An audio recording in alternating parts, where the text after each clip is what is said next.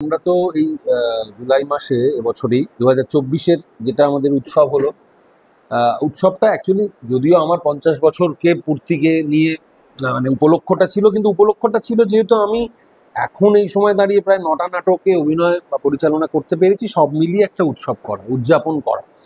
এবং সেখানে জগন্নাথ বাড়ির সংবাদ থেকে শুরু করে আজকের মহাত্মা বনম গান্ধীও ছিল, বিনোদিনী অপেরার মতো নাটকও ছিল যেখানে আমি অভিনয় করি, ব্রেনের মতো নাটক ছিল দেবেশ চট্টোপাধ্যায়। তো সব মিলিয়ে সেইখানেই আমি একটি নতুন নাটক প্রযোজনা করি, চেতনার যেটা নতুন একেবারেই সাম্প্রতিকতম নাটক, সেটা হচ্ছে হিবিজিবি বাহিনী।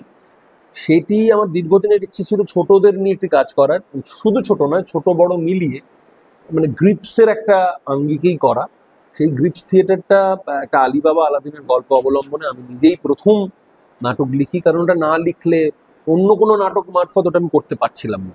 না, আমার যে ভাবনাটা যে একজন ছোটর সঙ্গে বড় মিলেমিশে একটা থিয়েটার তৈরি হবে, সেই হিবিজিবি বাহিনী হচ্ছে আমাদের শেষ প্রযোজনা। সেটার অভিনয় চলছে। মহাত্মা বনম গান্ধী তার আগের বছরের প্রযোজনা, সেটার অভিনয় চলছে। এছাড়া আমরা আরেকটি পরের বছর 2025-এ যে নতুন নাটক করব তার প্রস্তুতি চলছে। সেই নাটকটি সম্ভবত দস্তয়েভস্কির ইডিয়েট নিয়ে আমরা কাজ করব।